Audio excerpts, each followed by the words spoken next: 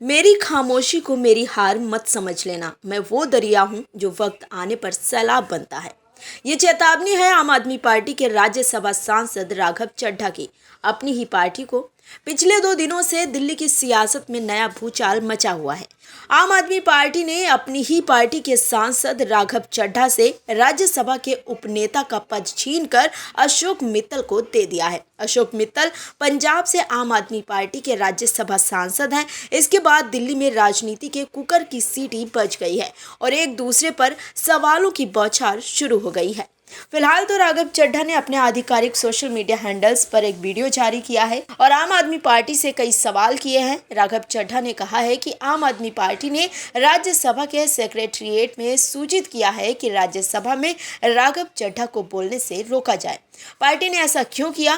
उन्होंने कहा कि मैंने आम आदमी के उन मुद्दों को संसद में उठाया है जिन पर आज तक शायद किसी ने बात तक नहीं की होगी। इससे आम आदमी को फायदा तो हुआ, लेकिन भला आम आदमी पार्टी का क्या नुकसान हुआ? इसके अलावा राघव चड्ढा ने और क्या कुछ कहा है, सुनिए आप भी। मुझे जब जब पार्लियामेंट में बोलने का मौका मिलता है, मैं जनता के मुद्दे उठाता हूँ और शायद ऐसे टॉपिक्स उठाता हूँ जिसे आम तौर पर संसद में नहीं उठाया जाता है। लेकिन क्या जनता के मुद्दे उठाना, पब्लिक इश्यूज पे बात करना कोई अपराध है? क्या मैंने कोई गुनाह कर दिया, कोई गलती कर दी? Have I done something wrong? ये सवाल आज मैं इसलिए पूछ रहा हूँ क्योंकि आम आदमी पार्टी ने राज्यसभा सेक्रेटेरिएट को ये कहा है कि राघव चड्ढा के पार्लियामेंट में बोलने पर रोक लगा दी जाए। जी हाँ, आम आदमी पार्टी ने पार्लियामेंट को ये सूचित किया है कि राघव चड्ढा को पार्लियामेंट में बोलने का मौका ना दिया जाए। अब भला कोई मेरे बोलने पर रोक क्यों लगाना चाहेगा? मैं तो जब बात करता हूं देश के आम आदमी की बात करता हूं। एयरपोर्ट पर मिल रहे महंगे खाने की बात रखी, जोमैटो ब्लिंकिट के डिलीवरी राइडर्स की प्रॉब्लम रखी, खाने में मिलावट का मुद्दा उठाया, टोल प्लाजा लूट से लेकर बैंक चार्जेस लूट की बात करी, यहाँ तक कि मिडिल क्लास पे टैक्स के बोझ से लेकर कंटेंट क्रिएटर्स पर स्ट्राइक क्यों करी जाती है, टेलीकॉम कंपनियां कैसे 12 महीने में 13 बार हमसे रिचार्ज कराती हैं, डेटा रोल ओवर नहीं देती हैं, रिचार्ज खत्म होने के बाद इनकमिंग रोक देती है, तमाम इश्यूज मैंने सदन में उठाए। और ये मुद्दे उठाने के बाद देश के आम आदमी का तो फायदा हुआ, लेकिन इससे आम आदमी पार्टी का क्या नुकसान हुआ? भला कोई मुझे बोलने से क्यों रोकना चाहेगा? कोई मेरी आवाज को क्यों बंद करना चाहेगा? वहीं राघव चड्ढा के सवालों के बाद दिल्ली की पूर्व मुख्यमंत्री आतिशी ने भी पार्टी की ओर से राघव चड्ढा पर कई सवाल किए हैं। उन्होंने साफ तौर पर राघव चड्ढा को भारतीय जनता पार्टी से डरे हुए बताया है। आतिशी ने चड्ढा पर आरोप लगाते हुए कहा कि अरविंद केजरीवाल के जेल जाने के बाद जब पार्टी के अन्य नेता सड़कों पर संघर्ष कर रहे थे, तब राघव चड्ढा लंदन में बैठे थे। तब राघव चड्ढा ने बीजेपी से सवाल क्यों नहीं किए? इसके अलावा आतिशी ने ऐसे ही और भी कई सवाल राघव चड्ढा से पूछे हैं, सुनिए आप भी। राघव जी, आप बीजेपी से इतना डरते क्यों? आप बीजेपी से सवाल उठाने से डरते क्यों हैं? आप मोदी जी से सवाल उठाने से डरते क्यों हैं? आज हमारा देश एक बहुत बड़े संकट से गुजर रहा है। आज हमारे देश के लोकतंत्र पर, आज हमारे देश के संविधान पर खतरा। आज हमारी आंखों के सामने इलेक्शन कमीशन का मिसयूज करके पश्चिम बंगाल का इलेक्शन चुराया जा रहा है, लेकिन आप उस पर सवाल नहीं उठा रहे, आप उस पर बोलने से डर रहे। हम सबने देखा किस तरह से दिल्ली में गलत तरीके से वोट काटे गए, बीजेपी के कार्यकर्ताओं ने गलत तरीके से वोट बनाए और बीजेपी इलेक्शन चुरा के ले गई। और आज वेस्ट बंगाल में यही हो रहा है। आज इलेक्शन कमीशन का मिसयूज हो रहा है, लेकिन जब तृणमूल कांग्रेस और पूरी ऑपोजिशन इलेक्शन कमीशन के खिलाफ इंपीचमेंट मोशन लेकर आती है, तो आप उस पर साइन करने से मना कर देते हैं। आपने क्या एक बार भी संसद में पश्चिम बंगाल में हो रहे लोकतंत्र पर हमले पर सवाल उठाए, वोटर डिलीशन पर सवाल उठाए, गलत तरीके से बनते हुए वोट पर सवाल उठाए? क्यों नहीं उठाए? क्या बीजेपी से डर रहे हैं?